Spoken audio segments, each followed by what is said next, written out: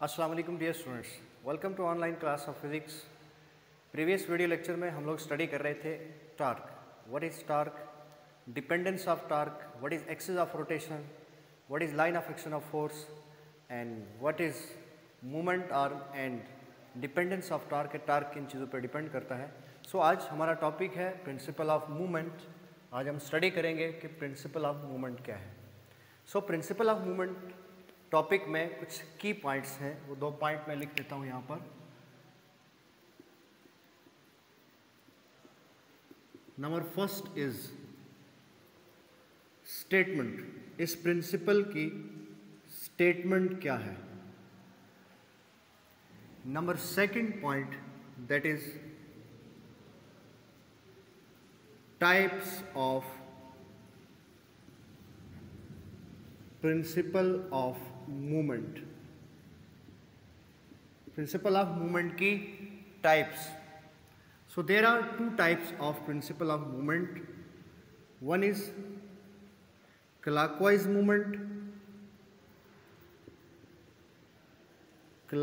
Movement, and second one is anti clockwise movement. Anti clockwise movement, एक clockwise movement आ गया और एक एंटी क्लॉकवाइज मूवमेंट। सो सबसे पहले प्रिंसिपल ऑफ मूवमेंट की स्टेटमेंट क्या है। What is principle of movement. So principle of movement states that a body is balanced if the sum of clockwise torque acting on the body is equal to sum of anti clockwise torque, anti clockwise movement acting on that body. Which means that कि अगर हमारे पास एक, मैं example आपको देता हूँ कि एक हमारे पास एक थिन रॉड है, उसको हम एक वेज के ऊपर, एक फाना इंस्ट्रूमेंट है हमारे पास, उसके ऊपर अगर हम उसको बैलेंस करना चाहें, फॉर एग्जांपल ये हमारे पास एक थिन रॉड है, एक मीटर रॉड है। इस मीटर रॉड को अगर आपने बैलेंस करना है एक वेज के ऊपर, फॉर एग्जांपल लाइक दिस, इस वेज के ऊपर अगर आप इसको बैलेंस करेंगे तो हम इस वेज की पोजीशन को हम चेंज कर सकते हैं। पोजीशन चेंज करके हम इसको क्या कर देते हैं, बैलेंस कर देते हैं। विच मीन्स दैट कि ये इसका पॉइंट है, ओरिजिन है इसका, सेंटर ऑफ ग्रेविटी है, दैट इज ओ पॉइंट। अब इस मीटर रॉड का ये जो साइड है, इस साइड के ऊपर ये जो इसका वेट है, ये जो इसका होल वेट है, इसको मैं कहता हूँ W1 और इसको मैं कह देता हूँ W2। ठीक। अब ये वाला जो इसकी ये वेट W1 है, ये जो साइड है, ये जो OB साइड है इसकी, और ये आपके पास AB साइड है। अगर हम इस मीटर स्केल के ऊपर यहाँ पर वैल्यू 0 है, यहाँ पर इसके ऊपर वैल्यू 50 है और यहाँ पर इसकी वैल्यू है 100 सेंटीमीटर, तो जब हम उस वेज को 50 पर रखेंगे तो वो इसके वेट को इक्वली डिस्ट्रीब्यूट कर देगा। जब इक्वली डिस्ट्रीब्यूट करेगा तो इट मीन्स कि जितना वेट इस मीटर रॉड का इस जानिब है, उतना ही वेट आपको इस तरफ भी मिलेगा। अब ये वाला वेट W1, ये इसको ऐसे घुमाएगा और ये आपको देगा क्लॉकवाइज मूवमेंट और क्लॉकवाइज टॉर्क आपको प्रोवाइड करेगा। और ये जो आपके पास है, ये आपको प्रोवाइड करेगा एंटी क्लॉकवाइज मूवमेंट और एंटी क्लॉकवाइज टॉर्क देगा आपको। अब इस O पॉइंट से लेकर इस B पॉइंट तक का जो डिस्टेंस है, इसको हम क्या कहते हैं, मूवमेंट आर्म कहते हैं, that is OB is equal to L1। Similarly इस OA को हम क्या कहेंगे, OA that is equal to L2 हम इसको क्या देते हैं। So clockwise movement is equal to anti clockwise movement और clockwise torque is equal to anti clockwise torque. अब इसका जो टॉर्क है, ये जो वेट है, ये बेसिकली फोर्स है, तो इसको हम लिखते हैं tau clockwise. Clockwise is equal to W1 into L1। इसको मैं क्या लिख सकता हूं, इसको मैं लिखूंगा tau anti clockwise is equal to, ये आपके पास आ जाएगा W2 मल्टीप्लाइड बाय L2। तो हम इसको सिंपली ऐसे लिख सकते हैं, इसको मैं लिख देता हूँ T2 और इसको मैं लिख देता हूँ T1। So T1 is clockwise torque, clockwise movement, and tau 2 या T2 that is anti clockwise movement. So A body is balanced, एक बॉडी बैलेंस होगी, इक्विलिब्रियम पोजीशन में होगी अगर उसके ऊपर एक्ट करने वाला क्लॉकवाइज टॉर्क और उसके ऊपर एक्ट करने वाला anti clockwise torque, anti clockwise movement आपस में बराबर हो। So that is the statement of principle of movement. ये प्रिंसिपल ऑफ मूवमेंट की स्टेटमेंट है। क्लियर हो गई बात? मैं फिर से रिपीट कर रहा हूं, a body is balanced if the sum of clockwise torque acting on the body is equal to sum of anti clockwise torque acting on that particular body. तो यहां पर हमने जस्ट उस बॉडी का एक वेट लिया, ओ ए जितना पोर्शन है उसका मूवमेंट आर्म, उसका वेट जो वर्टिकली डाउनवर्ड एक्ट कर रहा है, और ओ बी जो वर्टिकली डाउनवर्ड एक्ट कर रहा है। तो ये आपको एंटी क्लॉकवाइज में ये इस बॉडी को ऐसे रोटेट करेगा, और ये वाला वेट, ये वाला पोर्शन ओ बी, इस वेट W2 ये इस बॉडी को ऐसे क्लॉकवाइज रोटेट करेगा। क्लियर हो गई बात? ओके, इसकी कुछ और एग्जांपल हम देख सकते हैं। मैं उसकी एग्जांपल ले लेता हूं यहां पर। एग्जांपल मैं फॉर एग्जांपल, ये आपके पास एक बेंच है, एक आपके पास शीशा है, ठीक? उस शीशा को आप यहां पर एक ऐसे लकड़ी के एक स्टैंड के ऊपर आप इस बेंच को ले लेते हैं। फॉर एग्जांपल इसके ऊपर आपने एक बेंच ले लिया, इसके ऊपर आपने ऐसा किया कि आप दो बच्चों को बैठा देते हैं, ठीक? कोई से दो ऑब्जेक्ट आप रख देते हैं। अब देखिए, नॉर्मली अगर आप देखें तो ये इसका डिस्टेंस कम है, इसका डिस्टेंस ज़्यादा है।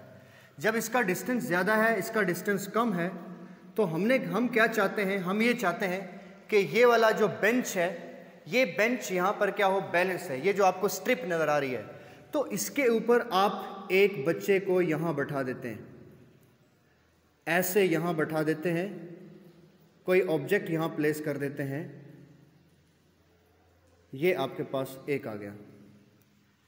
अब यहाँ आप इसको जितना करीब लाएंगे और यहाँ पर आप इसको ऐसे प्लेस कर देते हैं। फॉर एग्जांपल एक आदमी आपने यहाँ लिया हुआ है, ये। अब इसका वेट आपको दिख रहा है कि ये वेट में थोड़ा कम है और ये वेट में थोड़ा ज़्यादा है, तो ये इसको ऐसे बैलेंस कर सकता है। अगर फिर भी चूंकि यहाँ पर ये आपके पास ऑलमोस्ट वैल्यू 30 है, अगर मैं कहूँ कि इसकी भी लेंथ आपके पास 30 और ये आपके पास 100 सेंटीमीटर है, तो यहाँ पर आपको 50 राउंड अबाउट यहाँ कहीं मिल रहा है। तो अगर ये यहाँ पर होता तो ये खुद से बैलेंस हो जाते, ठीक? लेकिन अगर ये ऐसे बैलेंस नहीं हो रहा, ये साइड अभी भी क्या आ रही है, नीचे आ रही है, और ये साइड ऊपर जा रही है, तो ये बॉडी ऐसे रोटेट करेगी, ये बेंच हमारा ऐसे रोटेट करेगा। तो हम इसकी रोटेशन से बचने के लिए, हम इसको बैलेंस करने के लिए, हम यहाँ पर एक छोटा सा कोई आप एक ब्लॉक रख देते हैं, वेट रख देते हैं यहाँ पर। तो ये वेट यहाँ पर वर्टिकली क्या करेगा, डाउनवर्ड एक्ट करेगा। इसका वेट और इसका वेट मिलकर इसको क्या कर देगा, बैलेंस कर देगा, इसके बराबर आ जाएगा। तो फिर हम ऐसे लिख सकते हैं कि T anti clockwise is equal to T clockwise. That means कि anti clockwise torque is equal to clockwise torque. तो ये बॉडी आपकी क्या हो जाएगी, बैलेंस हो जाएगी। इसी तरह से आपके सिलेबस में इससे रिलेटेड प्रैक्टिकल है, उस प्रैक्टिकल के लिए आपके पास एक वेट बॉक्स होता है। उस वेट बॉक्स के अंदर छोटे छोटे आपके पास वेट होते हैं।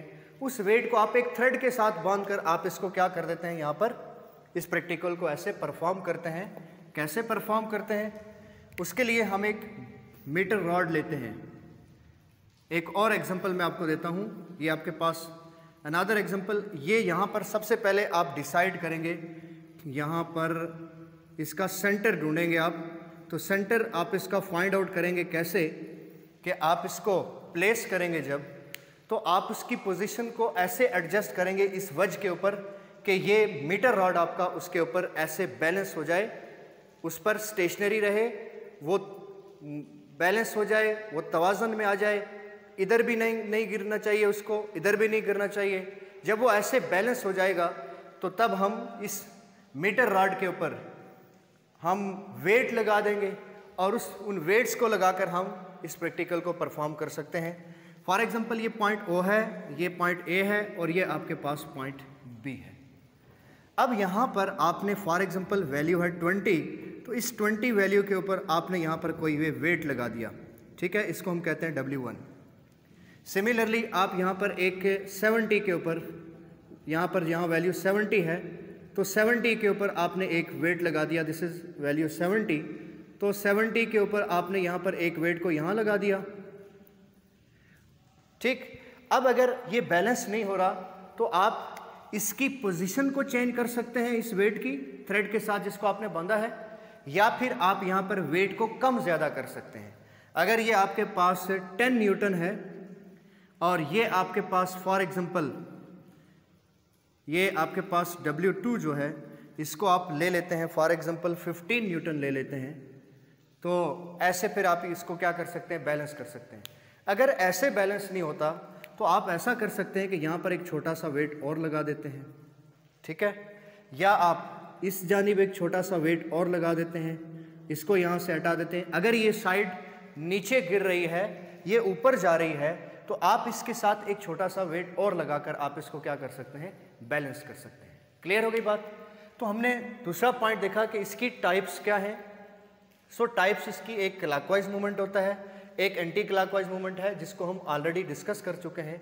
तो क्लॉकवाइज मूवमेंट क्या है कि जब आप किसी ऑब्जेक्ट को या किसी नेट को आप एक स्पैनर से टाइट करते हैं तो उसके लिए आपको फोर्स क्लॉकवाइज फोर्स लगानी पड़ती है, that gives us clockwise movement और clockwise torque. You can say simply और you can express it as clockwise movement को, क्लॉकवाइज टॉर्क को हम यूँ एक्सप्रेस कर सकते हैं, if a force is acting on a spanner to tighten the net.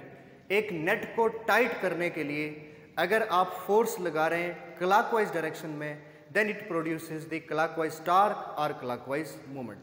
Similarly, if the net is loosened by a spanner, then a force is applied in anti-clockwise direction which gives anti-clockwise movement or anti-clockwise torque. तो देखिए कैसे anti-clockwise torque और clockwise torque की example को हम कैसे express करेंगे।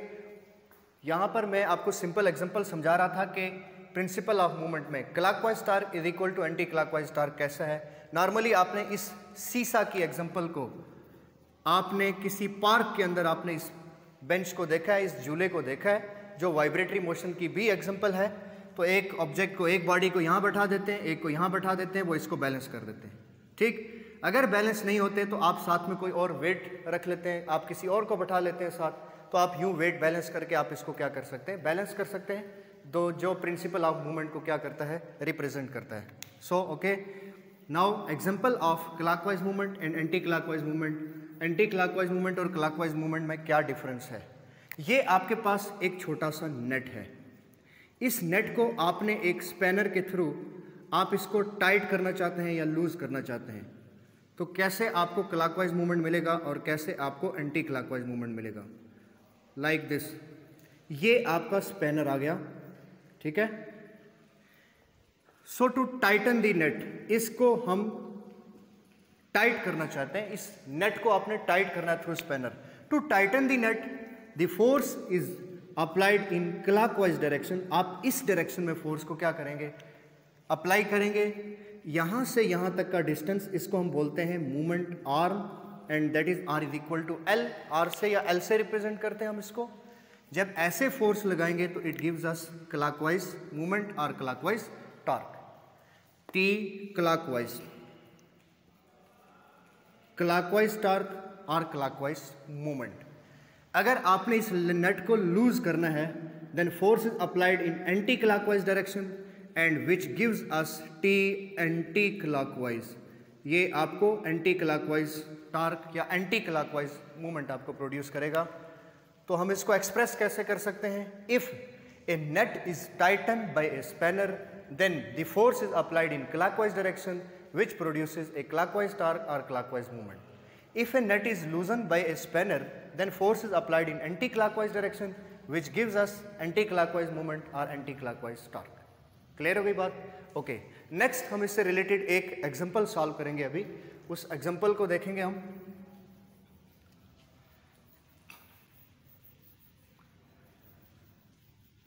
Okay,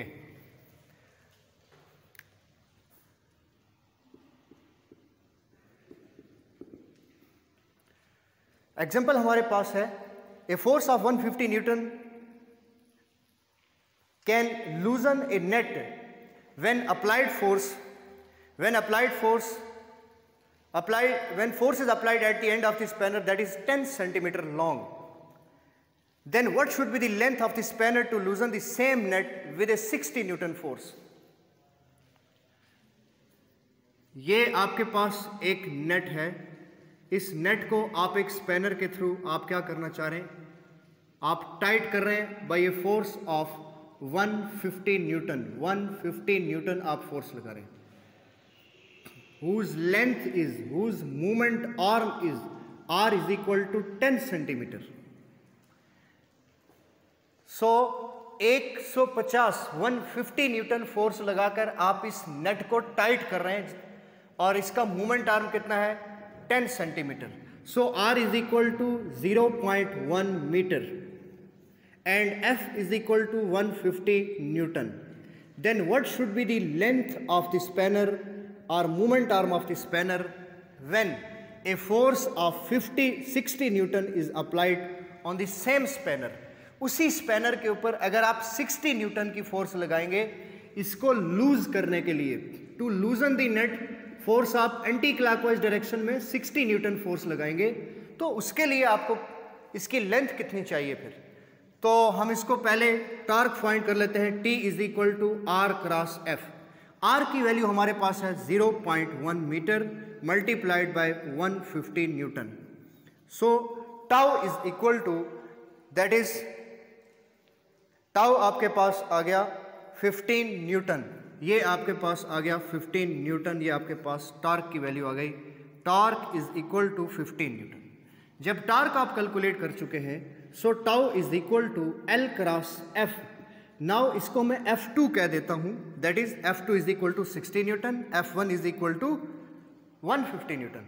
to loosen this nut with the same nut by applying a force of 60 newton, उसी नेट को लूज करने के लिए अगर आप 60 न्यूटन की फोर्स आपको चाहिए तो उसके लिए उसकी लेंथ कितनी होनी चाहिए? तो लेंथ आप यहां से फाइंड कर सकते हैं, ये 15 newton is equal to L multiplied by 60 newton. So 15 newton metre upon newton metre, 15 newton metre upon 60 newton is equal to L। तो ये न्यूटन से कट गया और ये आपके पास कितना बच जाएगा, L is equal to that is 0.25 metre and that is equal to 25 centimetre इसकी लेंथ आ जाएगी। तो डेफिनेटली उसको लूज करने के लिए फिर आपको ऐसा स्पैनर चाहिए, उस सेम नेट को जब आपने फोर्स कम कर दी, पहले फोर्स 150 थी, आप टाइट कर रहे थे, लूज करने के लिए आप 60 लगा रहे हैं, तो 60 न्यूटन फोर्स जब आप लगाएंगे तो इतने मूवमेंट आर्म के स्पैनर से आप उसको लूज नहीं कर सकते। उसके लिए आपको ऐसा स्पैनर चाहिए कि जिसकी लेंथ आपने कितनी कैलकुलेट की, 25 सेंटीमीटर। सो दैट मीन्स कि अगर वो आपके पास